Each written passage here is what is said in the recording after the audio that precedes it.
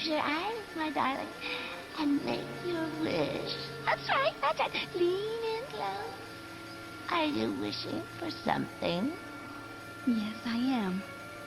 And they both lived happily ever after. Help! Edward! Prince Edward, we need help! Spaziosa! Formosa! Precarious! My most adored queen, where did you send her? To a place where there are no happily ever afters. Welcome to the Graveyard Slot, where we talk about movies past their prime time. Here, we revisit old favorites with a fresh perspective to see if they deserve more credit or if they should stay buried.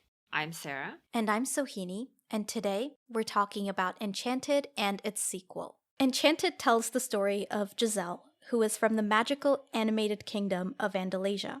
To prevent Giselle's marriage to the Prince of Andalasia, the evil queen sends Giselle to an alternate universe, also known as New York, where her ideas of one true love and happily ever after are put to the test. The movie was released in 2007. It was directed by Kevin Lima, who also has other Disney movies, including Oliver and Company, The Little Mermaid, Beauty and the Beast, Aladdin, and Tarzan in his repertoire. The music was composed by Alan Menken, who at this point is a household name at Disney, and he's got some classics to his name, including The Little Mermaid, Beauty and the Beast, Aladdin, Pocahontas, Hercules, and later on would also, after Enchanted, go on to be involved in Tangled and reboots of Aladdin and Beauty and the Beast, and unfortunately Disenchanted.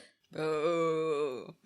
And alongside him was composer Stephen Schwartz, who has movies like Pocahontas, Hunchback of Notre Dame, and The Prince of Egypt to his name. So with the new disappointing sequel, Disenchanted, we wanted to go back to the original and see what it is that captured our hearts in the first place. Is it simply nostalgia, coloring our perception, or did Enchanted actually have a competent writer and director?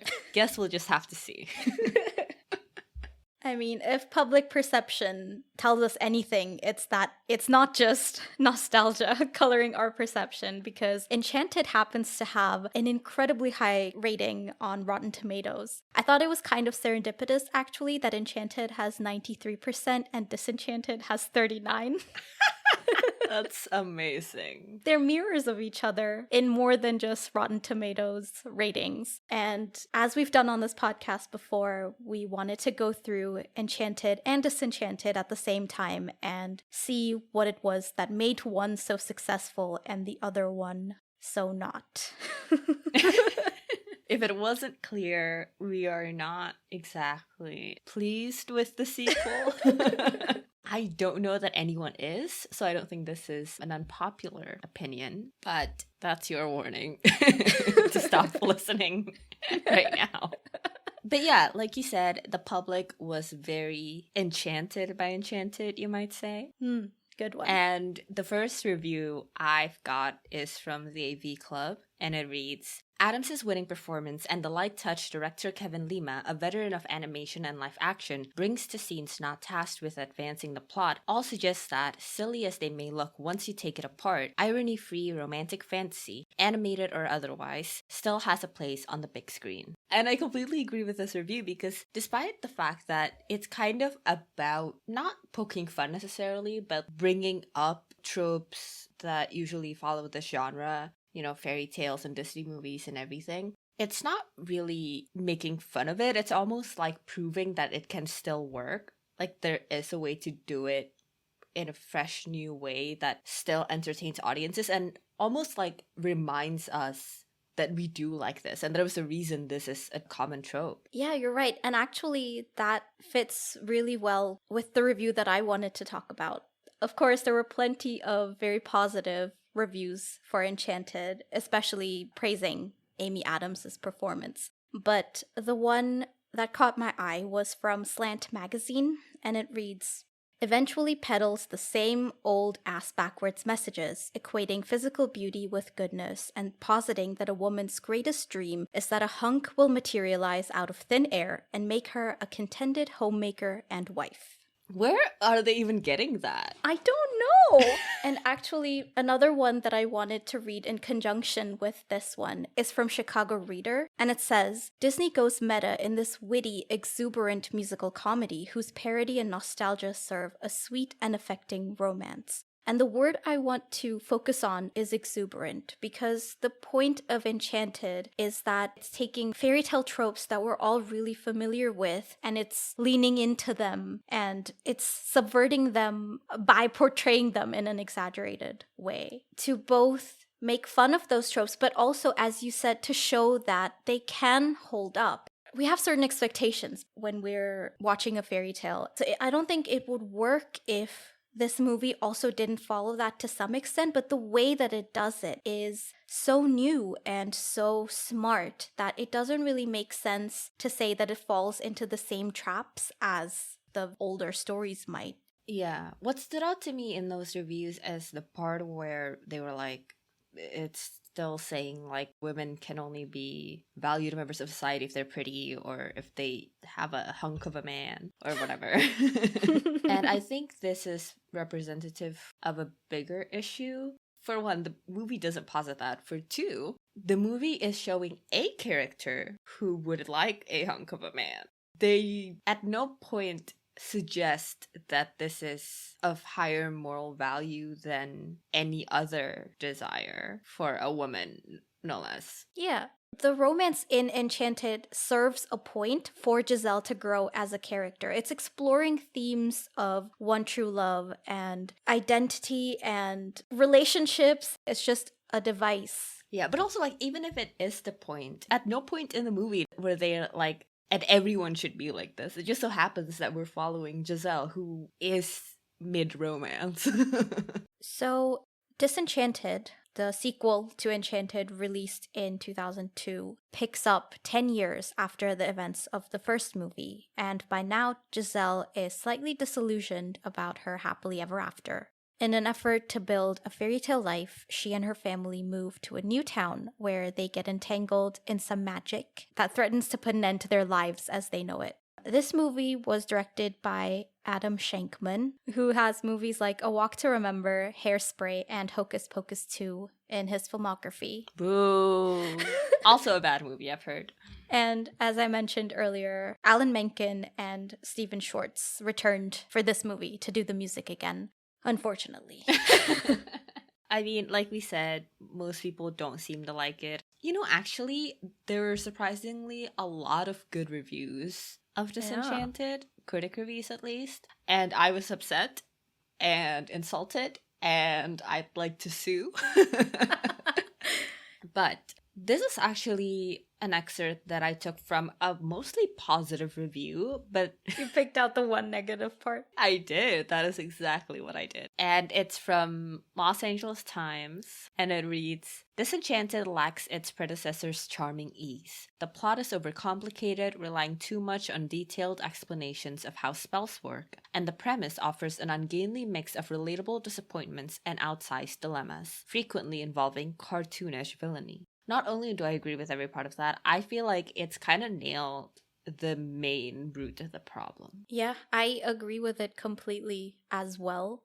I'm a bit confused as to how this was a positive review. I think this represents what's happening also, because a lot of people are aware of like the issues even within their positive reviews, but they're like more forgiving of it. And I'm like, what, did Amy Adams take you out for dinner? Come on. How much are you getting paid? To be fair, if Amy Adams takes me out to dinner, I will say anything she wants me to do, so. In our next episode, you're retracting everything you said in this episode. I can only hope, because that would mean that Amy Adams has called me out. We'll tweet her. I'll send her a message by pigeon. The one that I found was from Independent UK, and it says, where's the satire? Where's the subversion? Sometimes happily ever after isn't a cop-out or an outdated romantic notion that marriage solves everything. Sometimes it's just the best time to stop the story. I mean, when the follow-up is this bullshit, then yeah, I agree. Yeah, and the thing is, in the first movie, they already had the walking off into the sunset, happily ever after, in the beginning of the movie. And then they subverted that, and we got a more realistic and a more balanced take on that trope by the end of the first movie. You're right. That was the whole fucking point. That there was a place without a happily ever after. That's what they called New York. And she chooses to be there. And that's yes. Like, Disenchanted presents this idea that Giselle finds out that happily ever after isn't perfect. And I'm like, that was Enchanted. I think that's part of the problem with the second movie. I don't think it has a clear idea what its message is and what its focus is, because there are so many different aspects they're trying to explore. On one hand, there's Giselle, who was framed in the trailer as the villain of the movie, and then there's also another secondary villain. There's just too much going on, and I don't think the movie had a focused enough direction. Well, let's just get into it. I mean, we're already ragging on it. Yeah, let's do it officially. We will be discussing Enchanted chronologically, and we open the first act on a fairy tale book, and we start in the animated world of Andalasia. You know what struck me immediately is that they actually start with the queen's motive, with the villain's motive. And just right off the bat, that's already so much clearer than Disenchanted. You're right. There's a very clear motivation driving the story. It reminds me of The Princess and the Pauper, actually, where we don't start off with our main characters, but we start off with the problem. And so you have this very distinct sense of purpose. There's a reason the story is happening and the way it's going the way it is, which definitely is missing in Disenchanted. I just really love how we're immediately submerged into the fairy tale world. I love the way that we go into it feeling like it's such a traditional fairy tale, and then we have our expectations subverted later on. Especially, I think, if people were going into this movie blind the way I did, because when I first saw this movie, I had no idea what it was about. I just started watching it thinking it was an animated movie, and when she popped up in New York, it was such a fun surprise. That's amazing. I wish I had that experience, actually. Did you know it was going to be a mix of animation and live action before you saw it? I saw it in theaters having anticipated seeing it, so I must have known what it was about. I can't remember it that well. Yeah, the poster is like real people. So you must have. Yeah, true. You know what else is very clear from the start is Giselle's dream, Giselle's motivation. We kick off with her dream of wanting a one true love, and it's conveyed to us through the first musical number of this movie, True Love's Kiss, and I adore this song. I love, for one, that it's a conversation between her and her friends, who are these woodland creatures. And I also love specifically that they are woodland creatures, because that's such a staple of the classic fairy tale, right? Mm-hmm. And in the musical number, they are playing around with their surroundings, which is like one of my favorite things in a musical number. Like, the things that they're singing about has to do with the environment, because they're trying to construct the perfect prince, and they're missing a pair of lips, so they're trying to pick out, the right ones, and they settle on the worst one possible, which is a caterpillar, and I'm like, she's supposed to kiss that is gross. They're just making do with what they have. Also, you know what I like? There's a reason that she has that statue. It's a dress form. And she has a dress form because she makes her own clothes. And this is a big part of her character. And it's present from the very, very beginning. Oh, you're right. That's great. Yeah, I also really like that they're kind of building her ideal one true love out of scrap parts.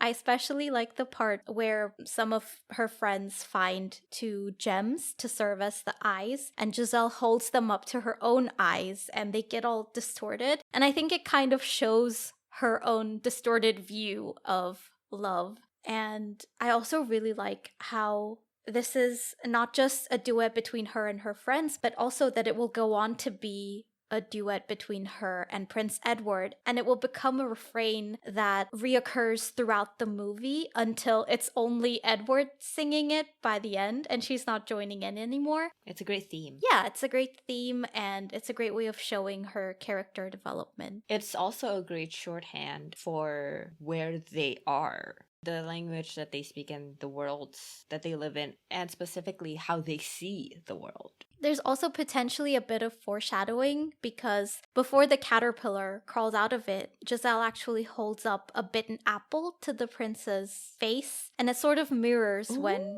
Robert picks up Giselle's bitten apple and kisses her in the climax. Yeah, oh my god, that's amazing. But Giselle never actually ends up finding the perfect item to serve as the lips on her makeshift man. And I think that's also some effective symbolism because it kind of shows that she's missing a key part in her fantasy. There's a line in True Love's Kiss that I actually really like when the prince and Giselle are singing together, where they say, "And in years to come we'll reminisce how we came to love and grew love since first we knew love through True Love's Kiss." And I do like this idea that even though she does have this dream about, you know, True Love's Kiss, and we see her quote unquote fall in love with the prince and get married within a day, she does have an awareness, and so does Edward for that matter, that love is something that grows, that you can grow into it.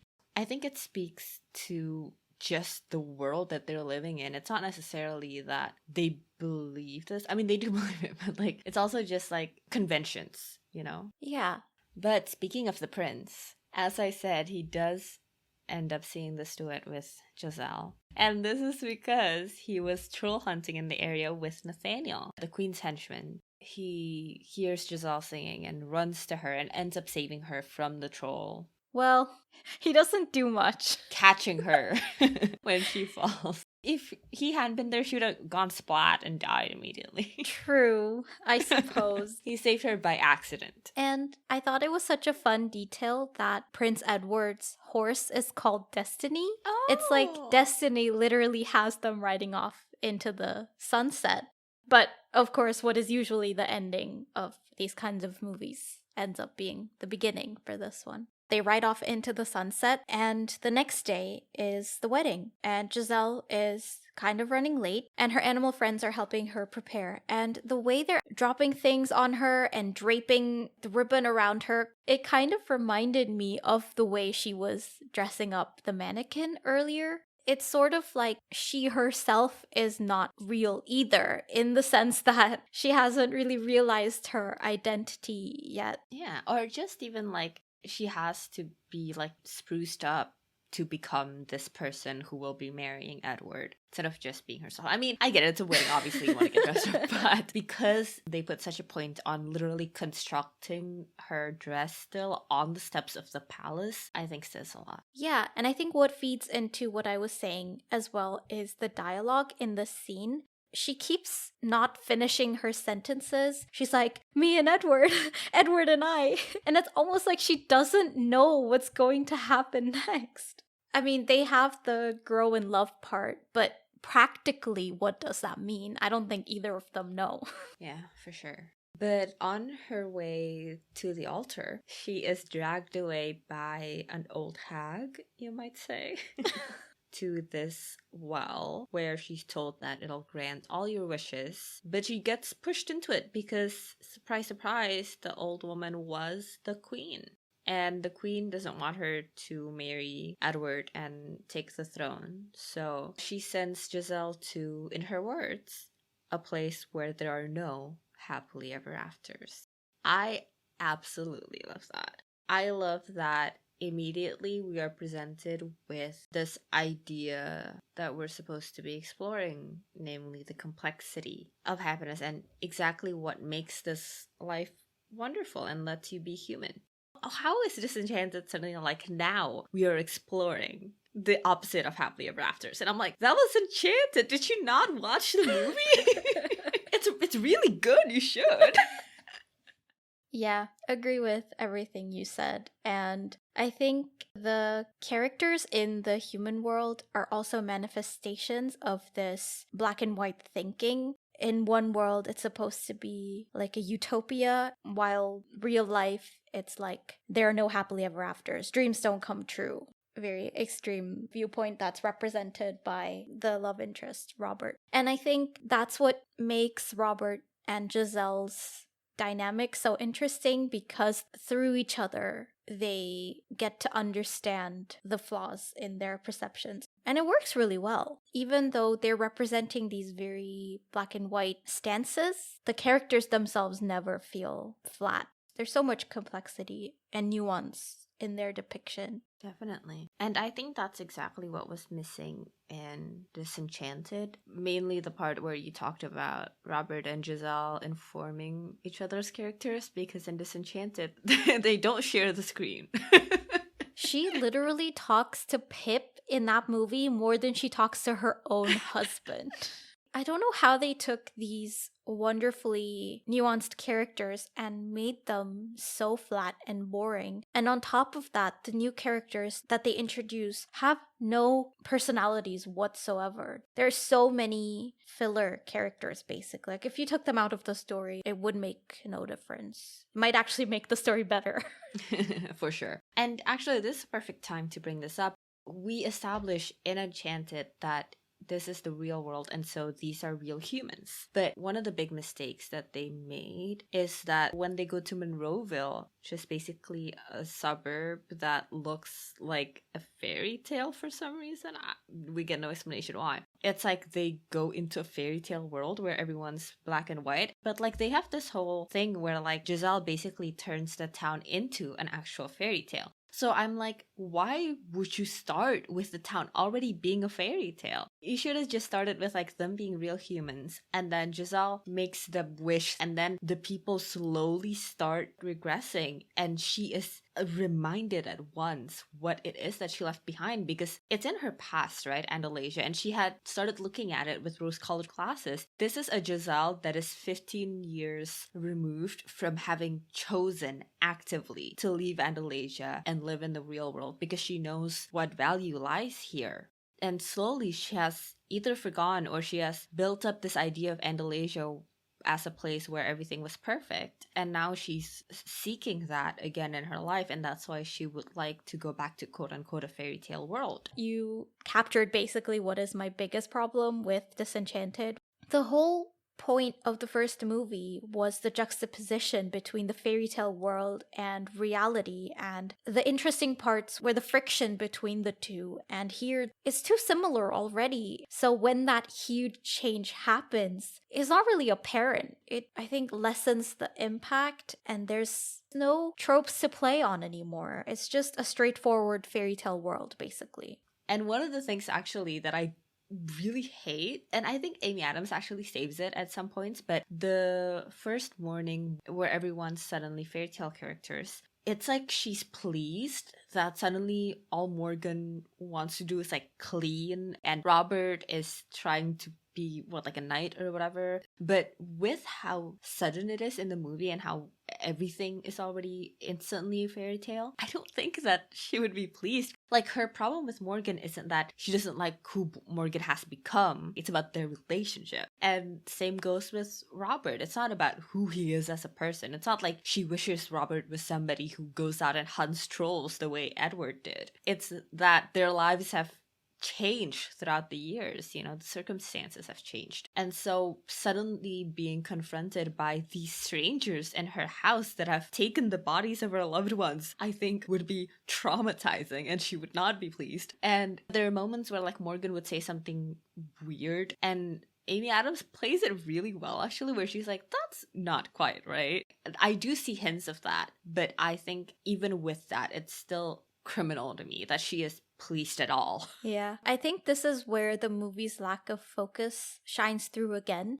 They don't know what the conflict is, I think. The setup is that Morgan doesn't quite feel like she's a, quote, real daughter of Andalasia the same way her half-sister is. But then they don't hone in on that. It's all very messy. There's also this disagreement they have before she makes the wish, where Morgan says something like, "You're not my mother, you're just my stepmother." And even that felt so out of place to me, because up until that point, she and Giselle had a perfectly good relationship.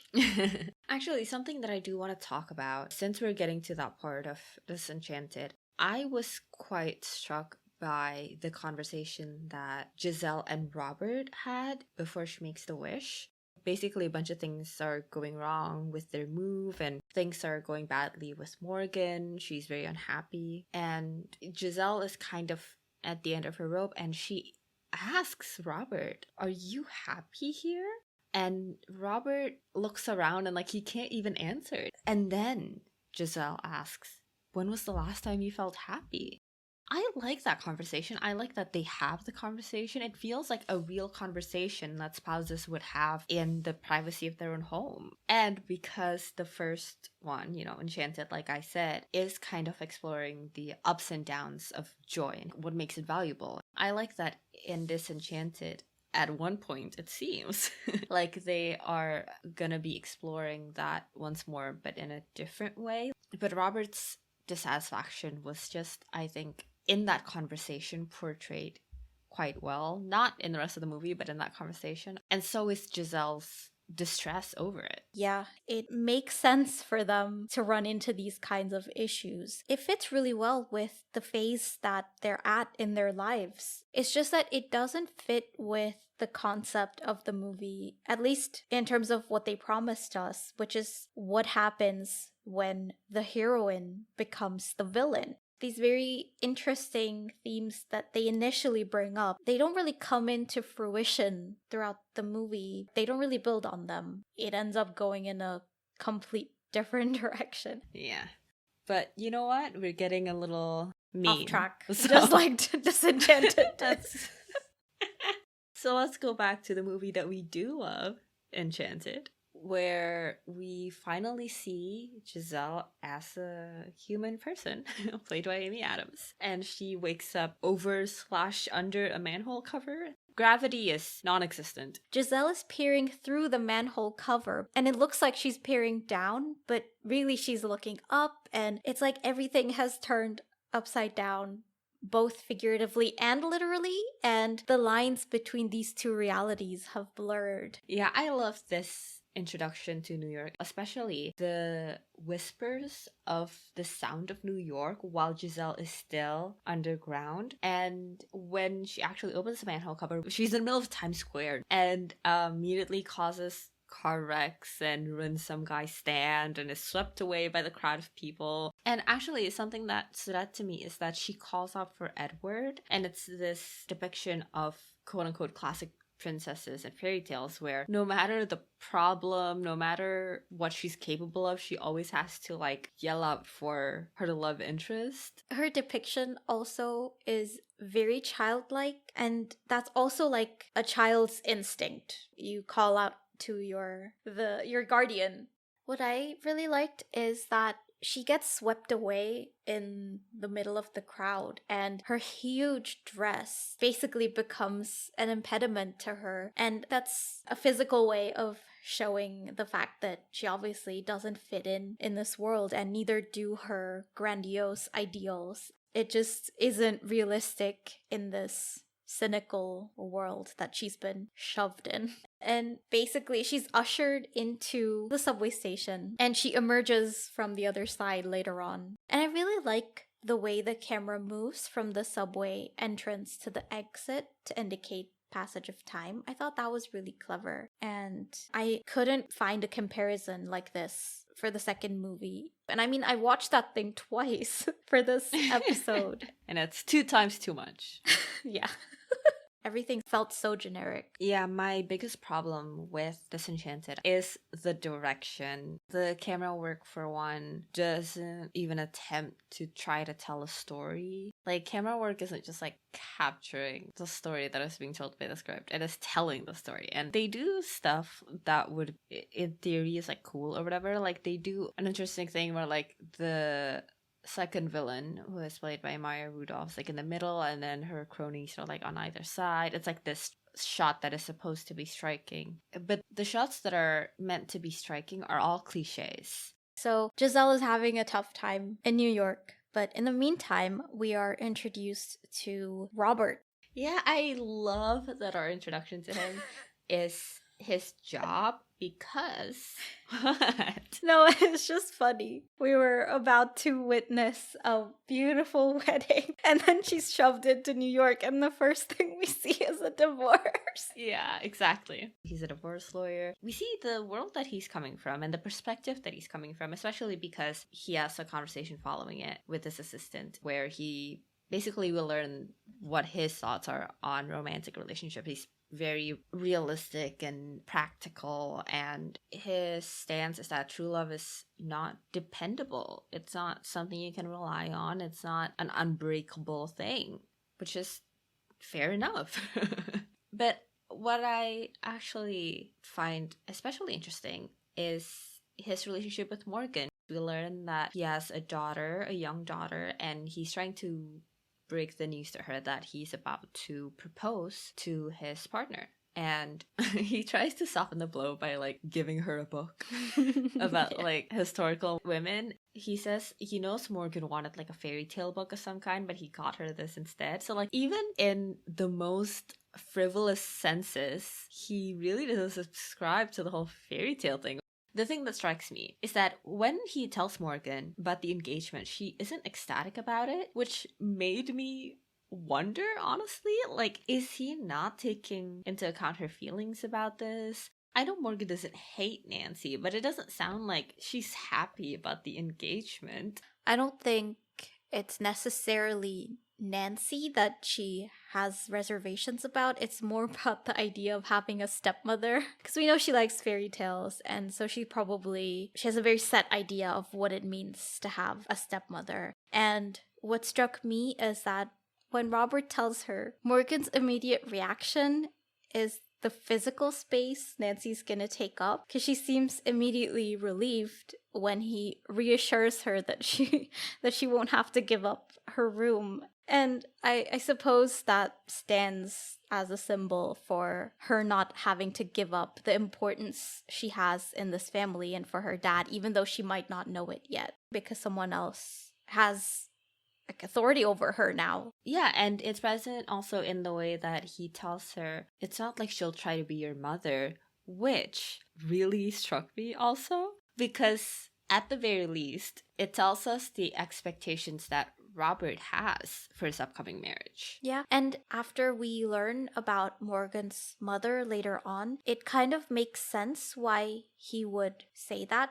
It's not only him who has been hurt by Morgan's mother leaving, it was also Morgan, and in a way it's that he's trying to protect Morgan from the same kind of hurt. It's like he's trying to reassure her that she really won't have anything to do with you, so that if things do go downhill, you'll still be fine. You know, I think that speaks less of his relationship with Morgan than it does about his relationship with Nancy. I think it's more his perception of his relationship with Nancy, his perception of romance in general. Yeah, that's what I meant. But our two main characters finally cross paths because Giselle found a billboard of a princess castle and she thinks it's a real castle, and she climbs up onto the billboard and Giselle ends up falling off the billboard, and Robert doesn't quite catch her. He breaks her fall. Yeah, she falls.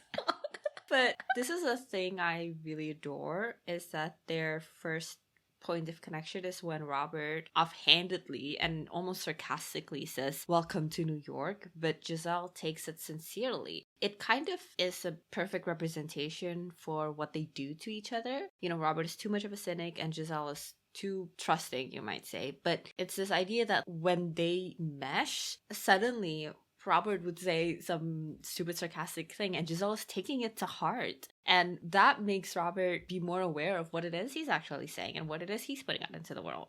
But also for Giselle, she's learning from Robert and how not everything is as it seems and as presented on the surface. And he's actively teaching her, he's actively looking out for her in that way, which makes them such a great balanced out couple. I also really like how she meets Edward and Robert the exact same way. She just topples on top of them. But of course, in New York, it's a lot more realistic. Instead of her just dropping onto his lap, it's a little bit more bone-crushing than that.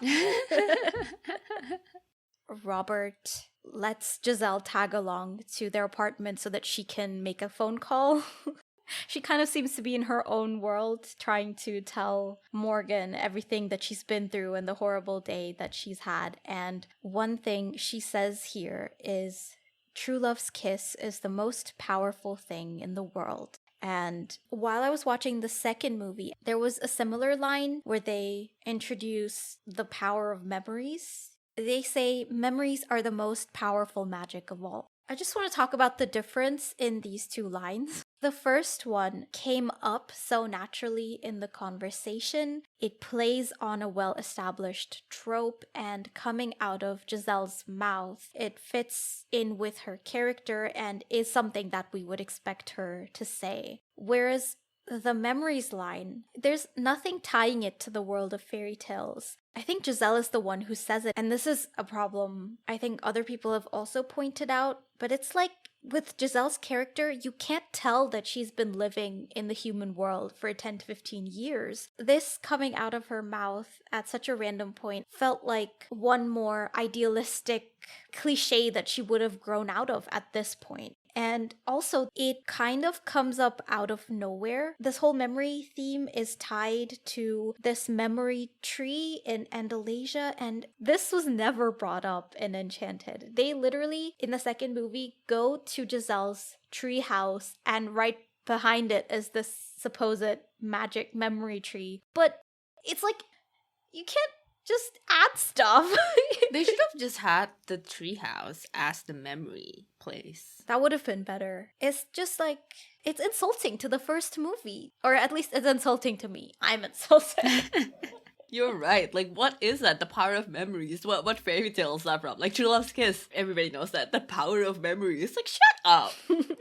It also makes the climax so contrived, because when Morgan is in Andalasia and she's talking about bringing the memory tree back, it just felt like they were trying so hard to make it make sense compared to the way they used such a well-known trope in Enchanted of True Love's Kiss. It just felt so much more labored. It's like they're trying to come up with their own mythology, but it doesn't make any sense. The fact that they're unable to properly follow the timeline of these characters and their development, it's actually a big problem that I have with the second movie. Like you said, Giselle should not be as wide-eyed and naive as she seems to be in Disenchanted. One of the times is when there's this really awful fumbling of her relationship with Morgan, where Nancy and Edward show up and they talk about the real daughter of Andalasia or whatever. And it's clear that Morgan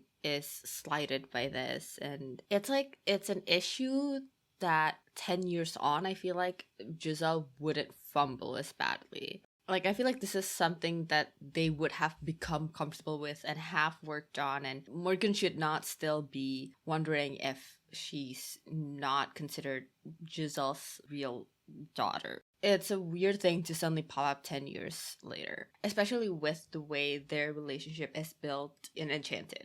You know, Enchanted happened in 2007, and now we're coming back to it in 2022. We should be jumping in, and suddenly we see that Giselle is like a pro at this, you know? Like, she's swiping her Metro card, she's getting on and off the subway, but she's doing it all in a very Giselle way. So it's like playing on that trope of the princess skipping down the dirt road through a forest. And she's doing exactly that, but she's doing it through the streets of New York. Like, that would have been amazing. Yeah.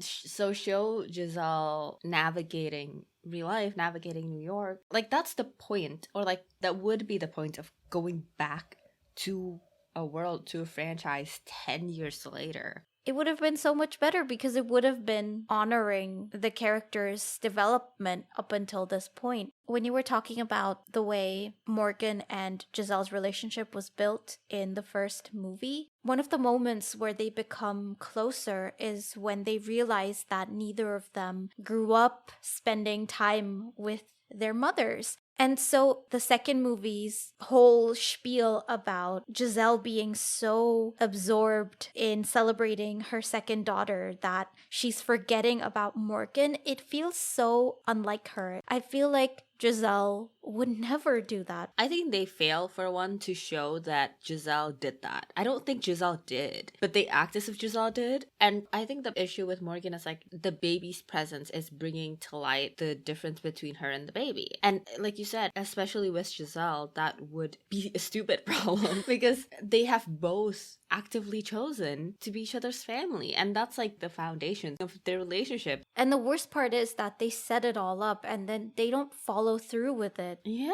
The way it was going, I thought Morgan would be the one to make some kind of wish with that wand. There's like a whole musical number where she's standing off to the side, feeling quite neglected, I assume. But then it never comes up again, and then at the end of the movie, Giselle's like, "You are a real daughter of Andalasia," the end. Yeah, and it's like, if you want to start with the slight against Morgan and you want to end with fixing it by saying that you are a real daughter of Andalasia, then the middle should be exploring that instead it doesn't. Yeah, exactly. Giselle ends up staying at the apartment, but someone else has entered the chat. Edward has followed Giselle into New York, and he has this larger-than-life entrance. Just the city of New York is so alive and basically a character in this movie, and that's sorely lacking in Disenchanted. I mean, Monroeville was a Boring. lacking character. Yeah. I can think of so many background characters in Enchanted who have so much personality that they're really memorable. I'm thinking of the bus driver or the lady inside the bus that Edward almost stabs because he thinks the bus is a giant monster. They're so charming and they feel like real people, whereas in Disenchanted, forget about the background characters. We see characters for prolonged amounts of time on screen, yet they still don't have any personality. They're so boring. It's such a boring movie. And I mean, it looks so colorful and vibrant. You would think it's teeming with personality, but the setting is so boring. It's so bad. You know, let's cheer up. Yeah. Let's sing a little happy working song, you might say. Because Giselle wakes up in the apartment and sees that everything is so messy. So, you know, she is a Disney princess after all. She has to dust and clean, and she calls her animal friends, but this is New York, so there are rats and cockroaches and gnats, and it is nasty. But yeah, this is a play on the song from Snow White. Whistle while you work. There we go. Giselle also seems taken aback. She doesn't take it in stride immediately that she's suddenly surrounded by vermin. It's like another reality check for her. And actually, one of the lines in the song is, "We'll keep singing without fail, otherwise we'd spoil it." And then she goes back into what she's doing. It's almost like the trope is forcing you to move forward, whether the conditions are perfect or not. Yeah. And actually, I also love the break in that pretense, which is the bridge. She talks about her vulnerabilities, that she feels uncomfortable here. There's always such a great balance of the fantastical and the realistic and the more over-the-top elements in the animated characters versus their more complex emotions. One small example is at the end of the song when one of the pigeons eats a cockroach. Another reality check. Yeah, it snaps you back to reality and reminds you what it's like in real life. It's a pigeon-eat-cockroach world out there. Giselle's quite pleased that everything's clean and tidy. Well, not clean, but tidy. Yeah.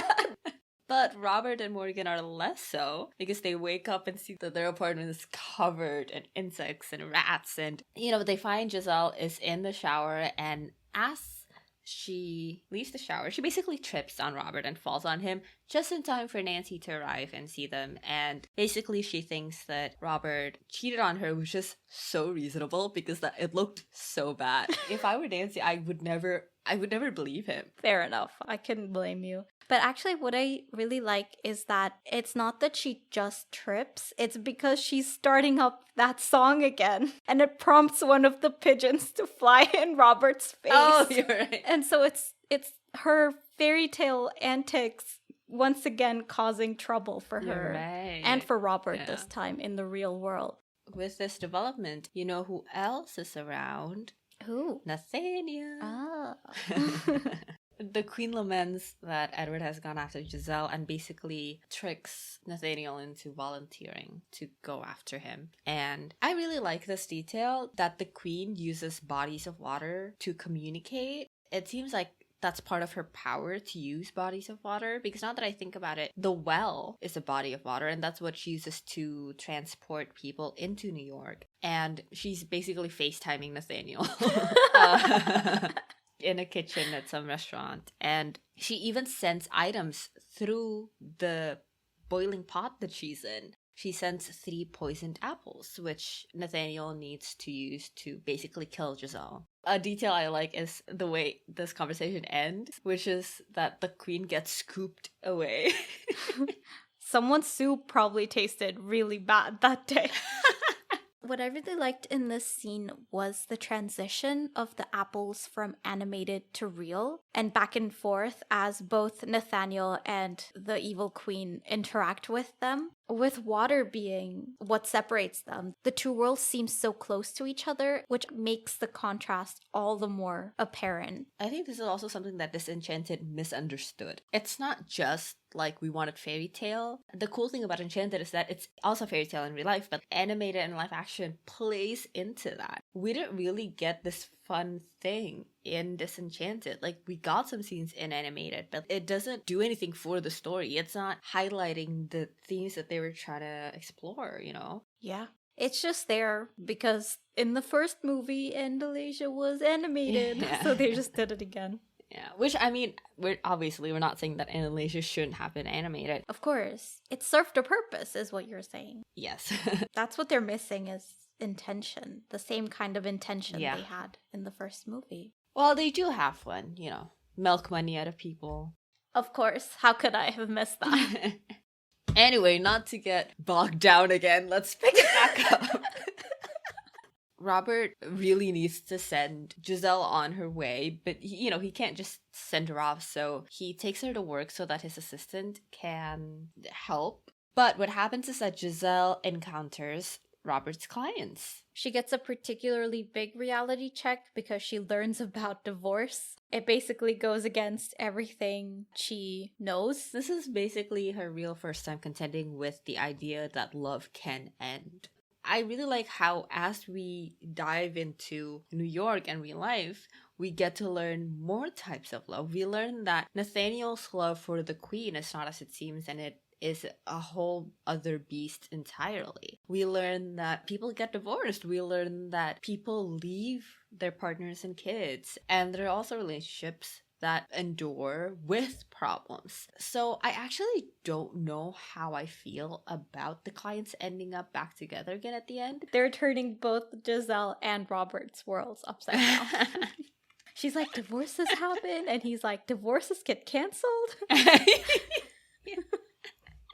But since they can't seem to find Andalasia, Robert decides to just send Giselle off at Central Park. He gives her money and sends her on her way. And Robert explains why he feels the need to do this, and she understands. But she also immediately gives away the money. And Robert sees, and he gives in and catches up to her and tries to help her again. Yeah, and this is where they take a walk through the park, they get to know each other a bit more, and we get the next musical number. That's how you know. I actually really love the conversation leading up to the song. They basically lay out their own points of view, and they do such a good job of comparing these two extremes. The characters aren't at odds during this conversation. They're kind of just feeling each other out, and it's a really interesting conversation to have between them. I really like how they represent such opposite stances, but you can see them slowly opening each other's eyes to a different reality. And I want to compare this development in their relationship to a romantic relationship in Disenchanted between Morgan and Maya Rudolph's character's son, Tyson. The main difference is that Giselle and Robert have a relationship. Yeah. I was literally about to make that joke. I don't understand why they even try to shoehorn Morgan and Tyson. I think it's because they couldn't find any other satisfying conclusion to Morgan's problem, which is that she was worried about fitting in this new town, in this new school. And they're like, what better way than to give her a boyfriend? Then she's got a reason to stick around. You can tell why Giselle and Robert fall for each other in the course of the movie. They get to know each other, they form a bond. Whereas every time Morgan and Tyson are talking, it's such generic conversation. I don't even know what they're saying half the time. They don't know anything about each other. It's just like they're together because they have to be together as a female lead and a male love interest. Also, I would like to emphasize that they have like 2 conversations. Literally. Also, like, even their meeting is so cliche, like, oh, I dropped my books. Oh, I'll pick it up to you. Also, like, like, they dropped their books. They can pick it up. Who is out here helping people with their books? What is this? Chivalry. Have you ever helped? Have I ever helped someone pick up their books? I'd be married by now if I had. I feel like this only works if Morgan is an old lady. Like, of course I would help, because there's a reason why I need to help, because she can't bend over. There, we found the critical plot hole.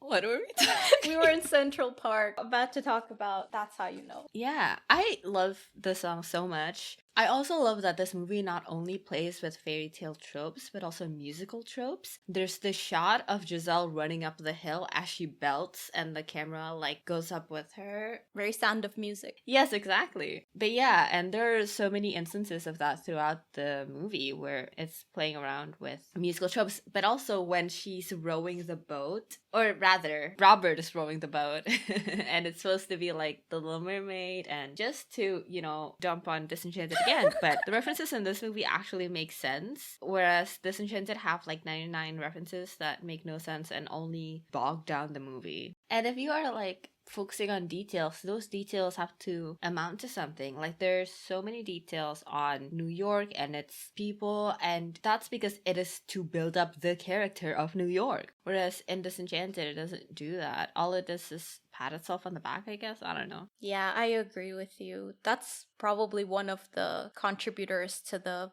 very slow pace of the movie as well. Actually, what stood out more to me is that it more strips the movie of character because it's too busy, like mushing up whatever their other IP is. Yeah, and actually, I think that applies to the music as well. That's How You Know has such a distinct sound, and actually each song has its own character. Whereas in Disenchanted, as you said, all these references leech the movie of any character. And I watched this video on Disenchanted on YouTube by Modern Girls. And one thing she said that struck me is one of the songs in the movie sampling multiple older Disney songs, including Let It Go. This influence of Let It Go in particular was so apparent. Yeah, and jarring. Yeah, and I wasn't at all surprised to hear that it had also sampled these other Disney songs. And it's like it's made up entirely out of secondhand parts. So it doesn't have anything of its own. It doesn't have anything that makes it stand out. And I think all the songs, to one degree or another, suffer from this problem. The only distinct one to me was the one that Giselle and Malvina, Maya Rudolph's character, sing. Just because at least it has a distinct personality because of the brass instruments. But the others, you could pluck them out of any generic, vaguely fairy tale story, and you wouldn't be able to tell that this is from Disenchanted. No, that's a great point and a big problem I have with Disenchanted as well. The song is already so bad, but I'm actually angry that they had the gall to reference Cinderella's dress transformation in that moment. It made me so angry because it's nowhere near as iconic, and it cheapened the actual thing for me. On one hand, they're so self-congratulatory about their previous successes with Let It Go, etc., that they can't help but make it front and center. But it's also almost like they're not confident enough for this movie to stand on its own without the legacy of not only Enchanted, but everything that's come before and after it. They're making it too reliant on everything else, and in the process, they just strip it of any kind of character and originality, exactly. But that's how you know, though. Yes. Giselle ends up singing basically with the whole park. And Edward is there and he hears her from afar. But he starts singing True Love's Kiss and, he gets cut off because he gets run over by cyclists. But I like that even this early on, they are already starting to grow apart. He's still stuck in True Love's Kiss while Giselle has grown into more of a human and a new person. And she's already saying That's How You Know. Not only is that a different song, but That's How You Know, to actually add on to your point about Disenchanted, is so distinctly New York as well. It has this percussion and it's playing with like the common genres that you would hear on the streets of New York and the people of New York. I heard that they wanted to distinguish True Love's Kiss from the songs we hear later on in the movie as well. So they had Amy Adams initially sing it in an operetta style. True Love's Kiss is the song that's supposed to signify Andalasia. It's fit for animation. It's fit for that tradition. And That's How You Know it's contemporary. It's a different genre. Also, since we are talking about music, I think it would have been really fun to have a reprise of True Love's Kiss, but evil this time. In Disenchanted, yes. Yeah, and that could still be a running thread, and maybe this time we can see how that thread becomes distorted as Giselle's intentions are slowly corrupted because of her wish. It would have been really cool if Giselle turns into an evil stepmother and then how she infects other people is through kisses. She kisses Robert and then he becomes a Fairytale cartoonish character. She kisses Morgan like on her forehead or whatever. And then she kisses her baby on her cheek and she blows a kiss to Malvina. You said before something about Giselle seeing a gradual change in the people around her. This also ties into that. If she had been the one slowly infecting everybody. What were we talking about? That's How You Know still. Oh, yes. That's How You Know is the big number. And it actually has so many little things that will come back later. Robert, for one, expresses his unwillingness to sing and dance. He hasn't fully bought into this yet. And he's a straight man through all of this. But it's a progression that we see with his character. I love this line from the song. She says, well, does he take you out dancing just so he can hold you close? Dedicate a song with words meant just for you. Because that's what ends up happening with Robert later. When they end up getting together, they are dancing close. And the song is so close. And he dedicates the words of the song to her. But actually, the lyrics following this is, he'll find his own way to tell you with the little things he'll do. That's how you know. And I like that because she starts off the song with very specific instructions. Yeah. But then ends it with what matters is that he'll do it in his way. Although she does immediately negate that because she quote-unquote helps by sending Nancy flowers using doves on behalf of Robert. And that's not exactly how Robert would do it, but whatever. Nancy likes it. But along with the flower arrangement, Nancy is actually given an invite to a ball that I guess the city of New York is holding. I don't know. Yeah.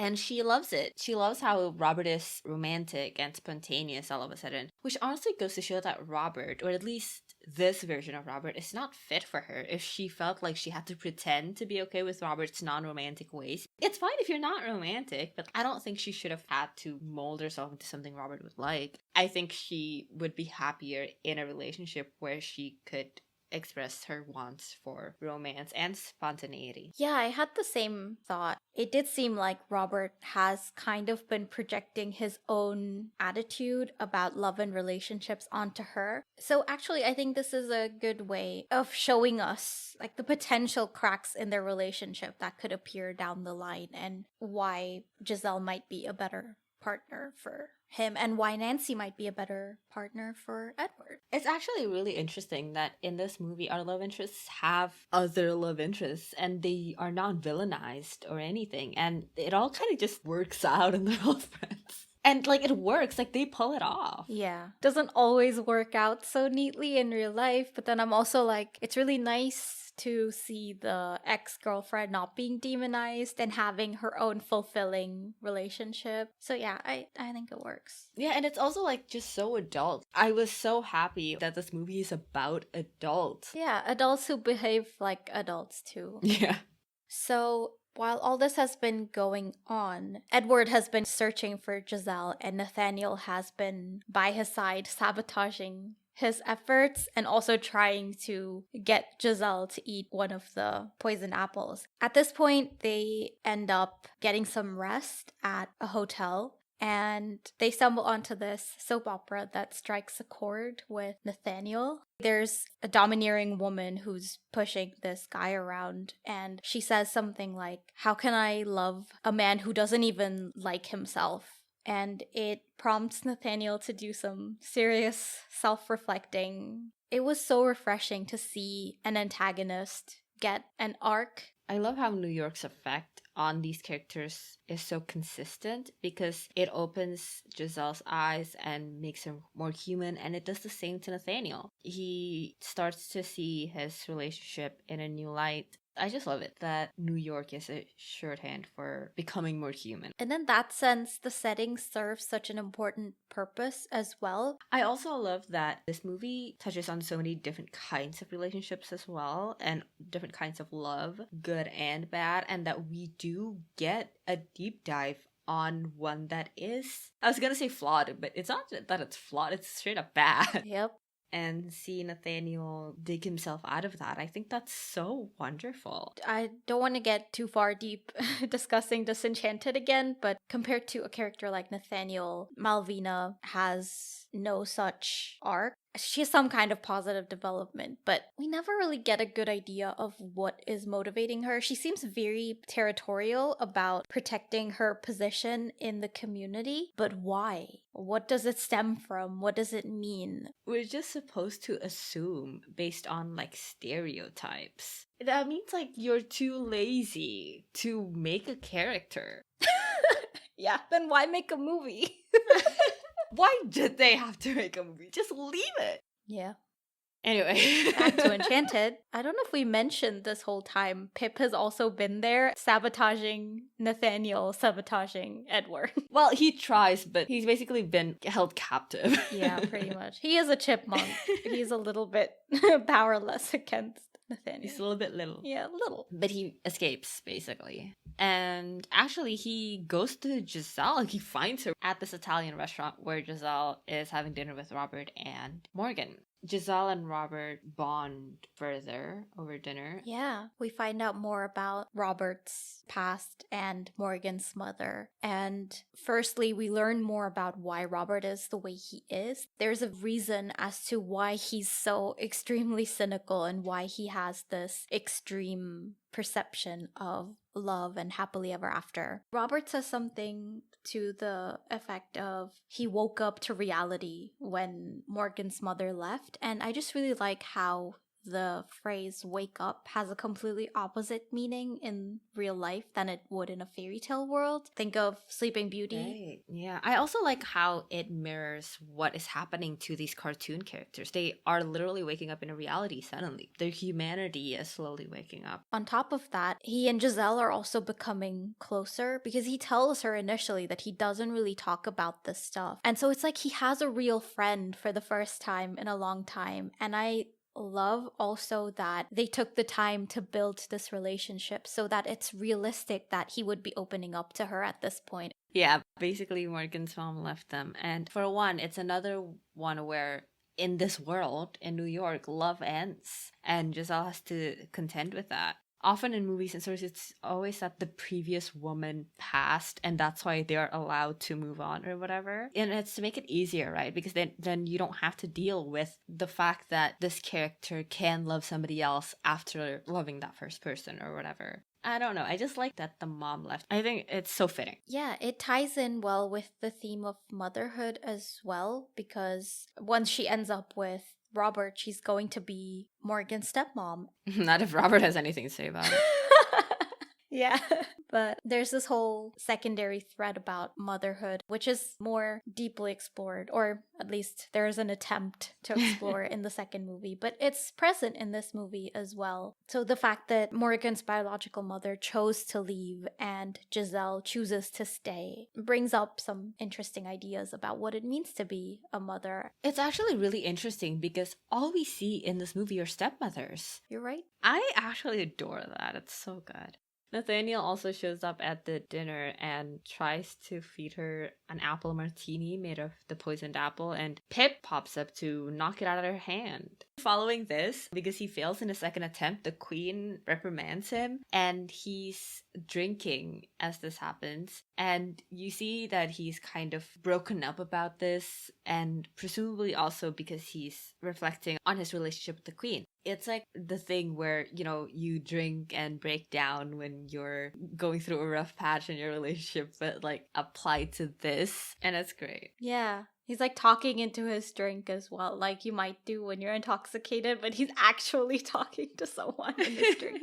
Exactly. This is also where the queen tells him that there's a limited number of poisoned apples. That goes to show that power in Andalasia isn't unlimited. So a big thing that I don't understand in Disenchanted is why Malvina has magic, and not only just regular magic, but she seems to be infinitely powerful. Like in the final battle, she fights against Giselle so effortlessly and with so much power, and like I don't know where she's getting this from. And in a similar vein, the Andalasian magic wand also seems to grant infinite wishes, because Giselle is all like, I wish, and all her problems just disappear into thin air. It's such a cop-out because magic is basically limitless in this movie and they can basically make anything happen. It's also like, why is their fairy tale world suddenly full of magic? Andalasia was never a magical place. The queen had magic and a very finite power at that.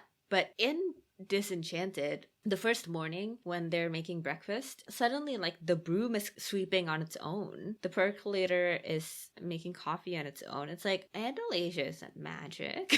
I'll tell you why. It's because they wanted to reference Beauty and the Beast, I'm guessing. It didn't have anything to do with continuity with what we had seen before. They just wanted to do it. There was a fairy also in the second movie telling Morgan about, oh, well, our magic is going and Andalasia's gonna disappear. Like, Andalasia's existence hinged on the existence of magic, and there were no fairies in the first movie. I was like, where is this coming from? Are you lost on your way to a Barbie movie? Yeah. So that evening, Giselle tucks Morgan into bed, and we get this really sweet moment, and she's telling her these stories from Andalasia while Robert watches them fondly from a distance. Oh, it's so sweet. I love it. But yeah, I also love that Robert is specifically overhearing her tell Giselle fairy tales because he doesn't encourage them. But I like that he realizes how happy it makes Morgan, and he's so fond of Giselle for bringing that into Morgan's life. They have a really interesting conversation following this where Robert finally confronts Giselle and is like, do you believe all of that? Or basically, it's kind of implied during the conversation that he thinks she and Edward broke up, or like something happened that sent her into this breakdown. And he talks about like, it's okay to be disappointed by your partner, namely Edward. And, you know, he's saying all of this because he lives in a world where that's his everyday, you know, being a divorce lawyer, but also because of his own experiences with his ex. And I think that's really interesting, but also like really realistic. Giselle keeps insisting that Edward's gonna find me, and it's like, you say it enough times and it sounds like you're trying to convince yourself, you know? Yeah, he's found an explanation that makes the most sense to him, because of course we can't expect him to believe that she's from a cartoon. Yeah. While he is confronting her, it seems like it's coming from a good place. Like, yeah, wants to help. He wants to help, yeah, exactly. It's so sweet. They are also becoming such good friends is the thing. And this is present later on when we're dealing with their respective partners as well. They're so supportive of each other and each other's relationships and each other's desires for those relationships. It's so good. But this actually leads into a fight because Giselle is insisting that Edward will come for her. And this is one of the first negative human emotions that she has. She's actually so excited about having this new feeling, this anger, that she's back to being all giddy over it. And they have a moment and almost kiss before Robert walks away. And Giselle has this wonder on her face as she watches him walk away because it's the first time that she is feeling real attraction that can actually grow into love. And it completely takes her in and takes her back because she's realizing that she's never felt like this before. It's a big day for her, experiencing two whole new emotions. And I suppose it's the first time she's experienced that attraction not followed up by immediate proclamation of love and marriage. This is the first time she's probably feeling that and has to hold herself back. She sees Robert hold himself back and not express it and not act on it. So that must be jarring for her as well. Like you are literally watching with your own eyes somebody become a human being. And that's why the next morning when Edward shows up, they already don't connect at all, because this is the moment when she becomes fully human. Yeah. He starts singing True Love's Kiss, but she doesn't reciprocate. I also love that she doesn't chime into the song, and she doesn't realize it until Robert points it out. They're already on such different pages at this point. They're not speaking the same language anymore. And even Giselle is surprised and disappointed when she realizes she isn't singing along. She's starting to realize this isn't what she wants anymore. Again, it's not an active choice. The same way acting like a cartoon character wasn't really a choice. It's almost like she doesn't realize that part of her is missing until someone points it out and she realizes it's not really a part of her anymore. Her identity has fundamentally shifted. She asks him if they can go on a date, which she's learned about from Robert. And it's really cute because he's on the sidelines encouraging her. Like, it's like friends. Ask him. Well, they walk around New York, I guess. But they discover that they don't have much in common or much to talk about on the date. And Giselle is actually pretty reluctant to go back to Andalusia when that time comes. And she stalls and ends up saying that they should go to the ball. And I actually really like this moment where Edward is aware that Giselle is stalling, that she's become fond of this world. I also want to talk about how Edward isn't quite affected by New York and by this world because he isn't interacting with the world. He talks to other people, but only like as a king, as a prince. And he's not really like going around getting to know people and getting to know himself as a person. And so it makes complete sense to me that he's not as affected. I guess the only time he starts to is with Nancy. For like 2 seconds. Yeah, and then they immediately go back to Andalusia. This is his habit. Instead of falling off of things, he just picks up women and immediately marries them. Or tries to. You want to go back to my place is a whole different connotation for him. But because Giselle is gonna go to the ball, she needs a dress. Yeah, and some shoes. So she goes to Morgan, who uses her father's credit card meant for emergencies to go shopping. And they go shopping. They buy a bunch of stuff. They do not hold back.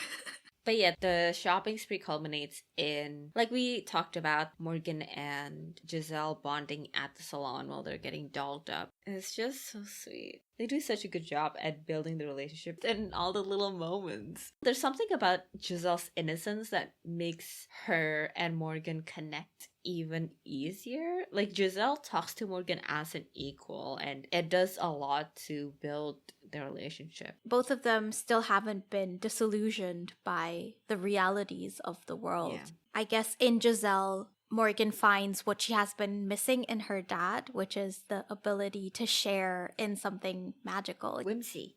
Yeah, exactly. Giselle just kind of balances out that end of the scale that Robert can't really manage to because of his own past. And in Disenchanted, the concept had so much promise. I really liked the idea of building on Giselle and Morgan's relationship, but I think they fumbled it really badly. Yeah, it's so frustrating in so many ways. But like, also, whatever. I don't. Fuck off. Back to Enchanted.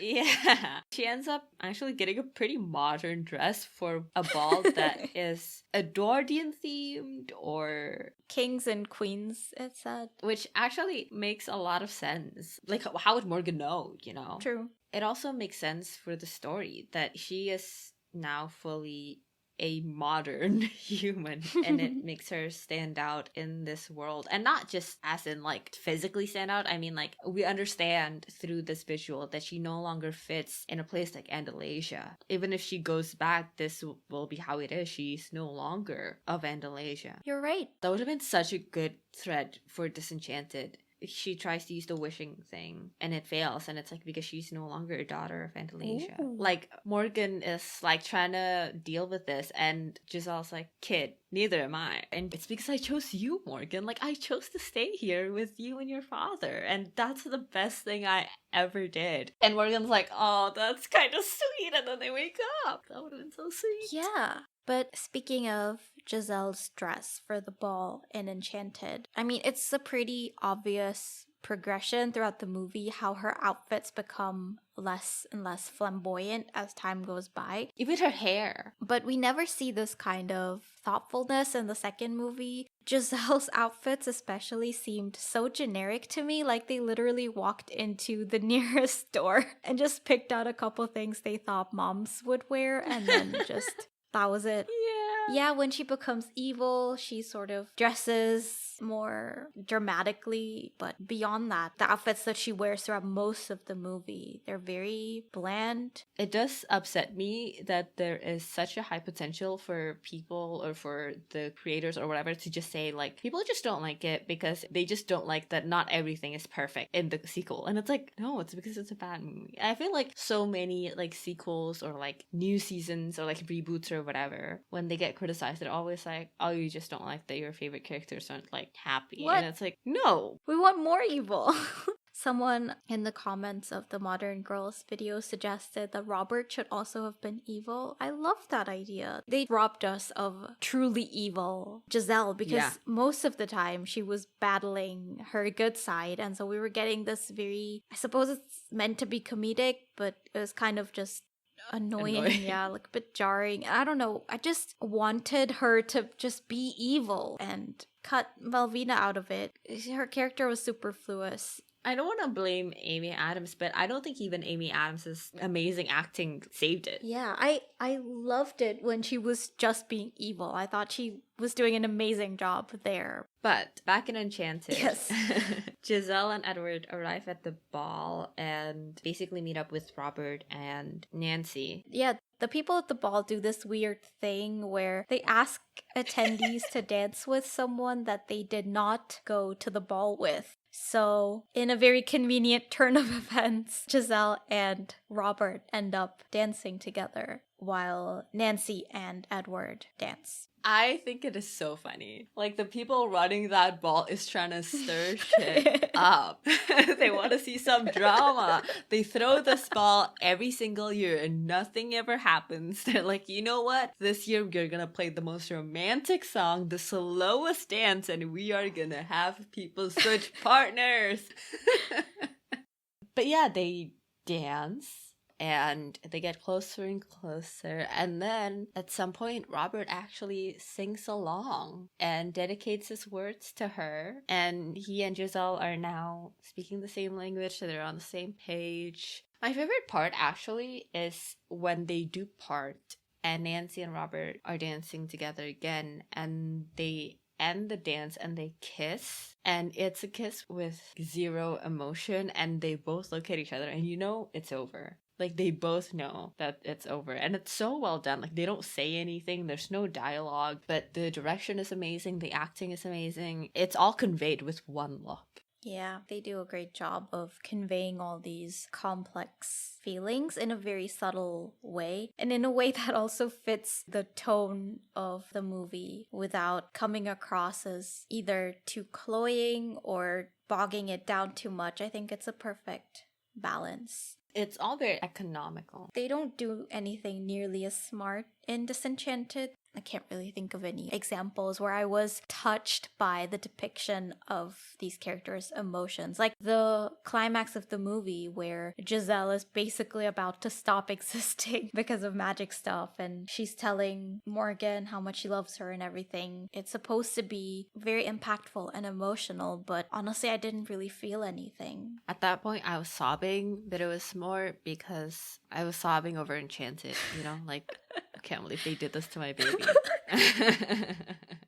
I also, what is that scene? The background is weird and confusing and ugly. Are they filming in front of a green screen? What is this, Marvel? Get the fuck out of there. I don't understand what is happening. I think they went too over the top with the special effect. And also, this is in the context of what has happened just before, which is that Malvina put a sleeping spell or something on Morgan, and then Morgan wakes up less than 2 minutes later. It's like she took a very short nap. It was so anticlimactic. Yeah, I guess the sleeping curse is supposed to be Sleeping Beauty thing. They just shoehorned it in there. It was so unnecessary. There was so much going on, just plot-wise, and as you mentioned, the weird background and the effects in general. There's Nancy looking off into the distance at this hazy vision of Edward in Andalasia. Oh my god, what is that scene? So Nancy, basically sits down and rests, 3 feet away from the screen where Edward is, reaching out to her, and I'm like, Nancy, help him! And she's just sitting there oh no. And I'm like, what are you doing? And then I realized that it's FaceTime, it's not a portal. I also hate how they bring in Andalasia is crumbling because of this. You have to save an entire land. You're not a superhero. Enchanted was about the interpersonal lives of all these characters, and it's literally a character-driven story. Here you gotta save Andalasia? What is this? Okay, before our heads explode, let's go back to Enchanted. Well, the queen shows up because she has appeared in New York in all her glory, and it's this bombastic scene, and I love it. I love her character design. I love her costume. I love her look. Susan Sarandon is an amazing queen. And this also happens as Nathaniel is contending with his crumbling belief and devotion to the queen.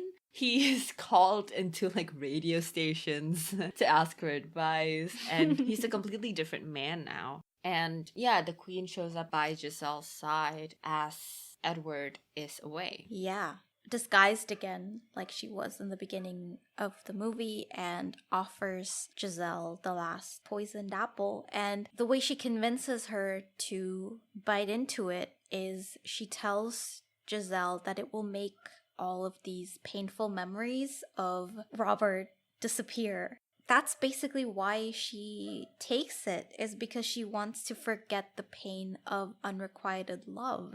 And I think it's so human. And it's especially the reaction of someone who is very inexperienced. Yeah. I think to want to get rid of the pain instead of experiencing it and knowing that one day it will fade. What I don't like is that this actually sets up the basis for the second movie if they wanted to go with the memories are important route. She should eat the apple in the second one. Even when they're introducing the concept in the second movie and going on about how important memories are, they could have tied it to this moment. Something like, once I made a mistake of trying to erase my memories, but now I understand how important they are. If it had been real, I would have lost all of you. I would have lost this life and whatever. Something to that effect. At least it's less airy-fairy. Yeah, it's grounded in something. Yeah. Yeah, I like this scene in Enchanted with the queen as well. And like you said, it's so fitting for Giselle because she has never felt this pain before. Giselle's a baby, you know? In terms of experience, yeah. Yeah, she's experiencing everything for the first time. And also in the context of Giselle discovering that you can love someone but still be separated from them. To her, this is forever and ever, the same way that it was for those clients at Robert's office. So for her, it's like she's going to be experiencing this pain for the rest of eternity. Oh my god, you're right. She's still learning that this is part of life, right? Pain is part of life. And like you said, she doesn't know that this pain will fade, but also she doesn't know that even with the pain, happiness will come again. Even if this is forever and ever, goodbye to Robert, she will fall in love again with somebody else, possibly. Like, it's not out of the question. But yeah, she bites into the apple, and the apple kind of falls out of her hand and rolls across the dance floor. And I actually love this. It's so, like, so fairy tale-esque. Yeah, the movie leans so perfectly into the fairy tale-esque elements throughout that this doesn't feel out of place. So Giselle has collapsed at this point, and the queen tries to carry her off, but Edward stops her. They're calling out for help, and these guys just suddenly show up with like a chase lounge for Giselle. Clearly this has happened before, and so this time they were prepared in case someone has a dramatic collapse by poisoned apple.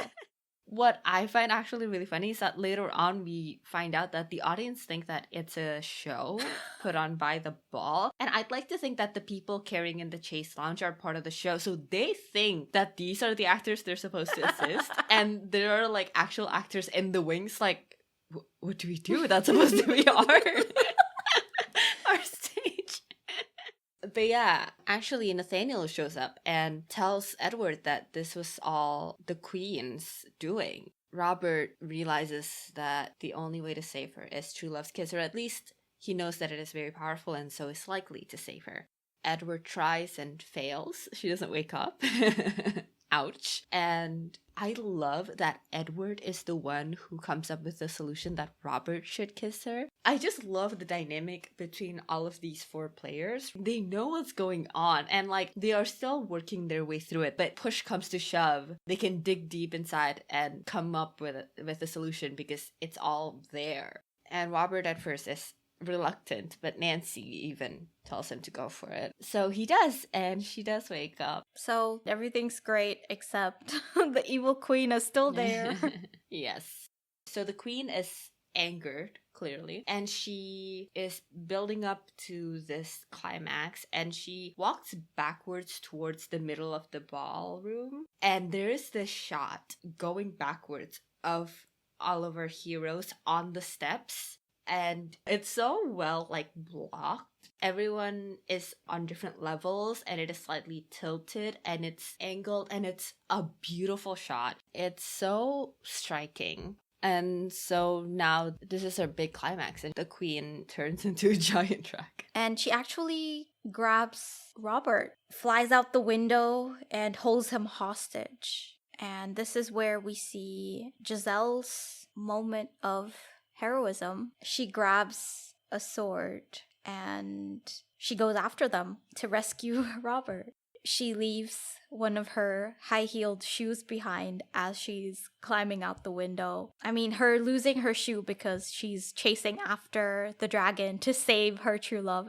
is a great subversion of the trope as we know it. That is. I also like that the queen is like trying to attack Giselle, right? And Robert does that thing where he's like, over my dead body. And then she's like, okay. And then it's not like, and then it's a duel between her and Robert. It's like she just takes him out.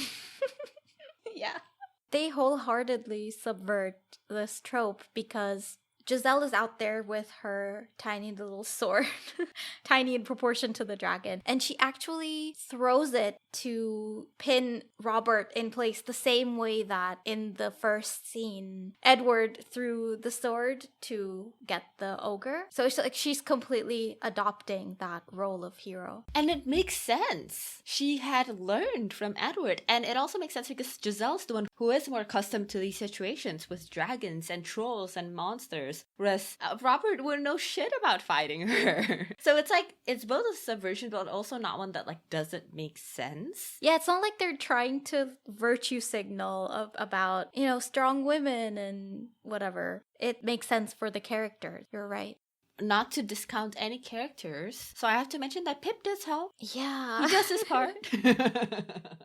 But yeah, this time Robert is the one who falls and Giselle doesn't quite catch him. He didn't catch her either. It's just revenge. Yeah, I guess just like Robert, she just breaks his fall.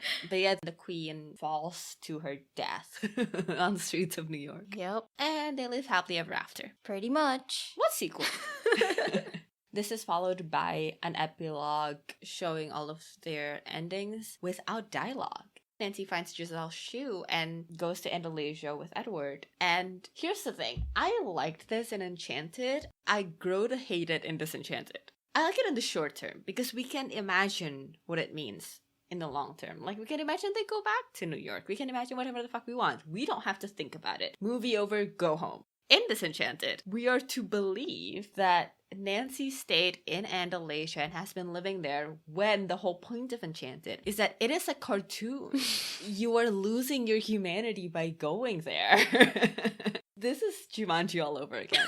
Is she doing this, because Robert broke her heart? I don't think that he did. It doesn't seem like she was very happy with him. He cheated on her! Let it go. Let it glow. Let it grow. It's like, now I am forced to think about the fact that Nancy chose to live in Andalusia. And it is horrifying.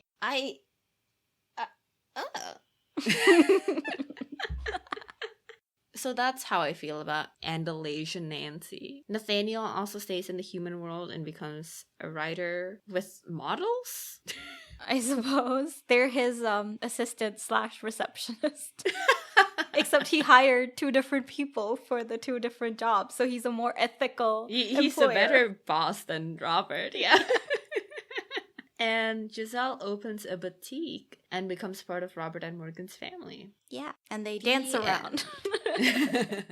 In the beginning of the movie, we start off with this Fairytale pop-up book, and by the end, there are scenes from real life in there. So it's like everything from the movie culminating to form this balanced story where there's elements of reality and elements of fairy tale. It's full circle. Meanwhile, I can't say the same for Disenchanted. I don't want to get too ahead of myself, but there was one thing I liked about Disenchanted. Ooh. There were glimpses of cleverness, and one of those was during the climax when Robert and Tyson are holding the clock back from chiming to midnight. Oh my god, yes! It was a great subversion of the midnight deadline trope because it kind of shows the silliness and arbitrariness of midnight, because it's like time goes on in real life, but in this world, just because the clock doesn't chime midnight, the bad thing doesn't happen, and they buy themselves more time. That was funny. I love that so much. It's also like way more in line with Enchanted and clever in the way that like this is a magical problem and they are applying practical solutions to it. The clock isn't simply a visual sign. It is literally the thing that is triggering the spell or whatever. I think it's so funny and clever and just fun. It's so playful. They use it to build the tension as well, which is great, but it's just a shame that nothing much else is going on to have us invested in the movie. It ends so weirdly. Not weirdly, but badly. Yeah. It's also like, what did the characters learn? Nothing really. Robert's arc is that he hates trains. At first, I thought it was supposed to be about what his life has become, the routine day in, day out. Like, what is the meaning of this? I can't believe this is what my life has amounted to, which is like something a lot of us feel. And then they just turn it into, they literally solve it by like, he doesn't commute anymore. And like, the point isn't the fucking commute. Yeah, it's a very similar thing with Morgan too. She is worried about her place in the world. It's a very relatable issue, especially when you're that age and you're still figuring out who you are and where you stand in the world. And they resolved it by giving her a boyfriend. You know what it is? It's that they don't solve the actual issue. They solve the issue that popped up from the issue.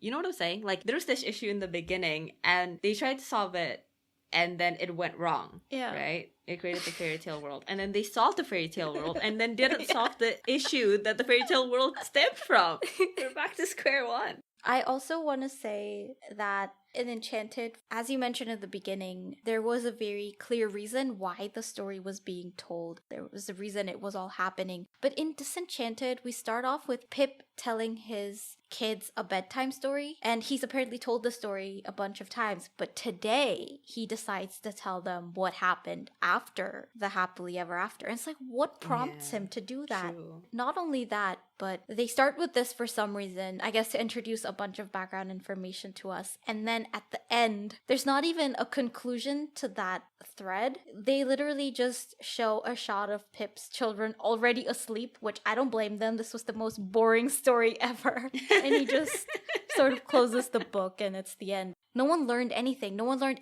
anything in the story. So of course no one learned anything in that thread either, because there's nothing to learn. Trains are bad. Yeah. Trains are bad and get a boyfriend. Those are our absurd conclusions. Yep, knocked it out of the park. Snack time? So, what snack would we pair with Enchanted? Candied apples? Candied apples, for sure. And apple martini. I would pair this movie with like New York street food. that fits well. Or if you're Nancy, like a Andalusian cartoon buffet.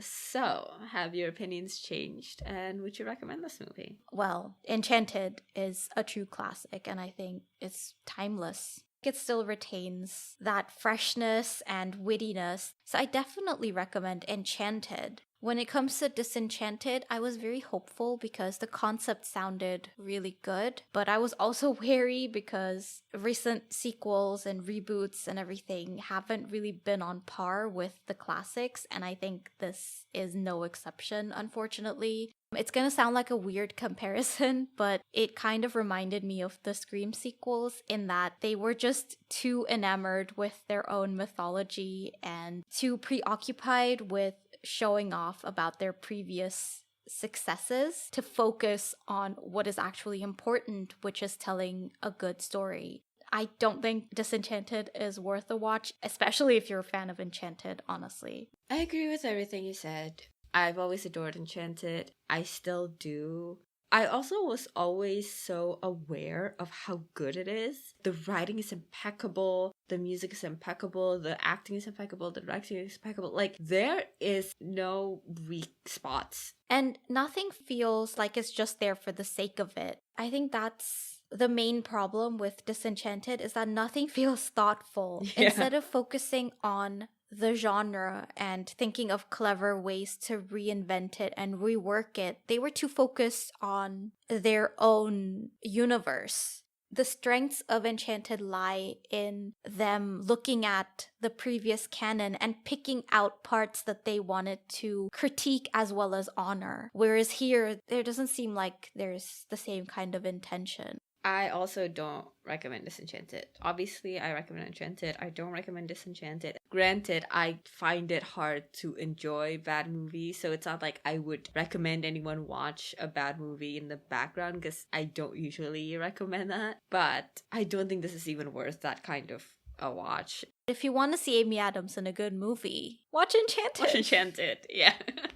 Anyway, don't watch Disenchanted. Watch Enchanted twice.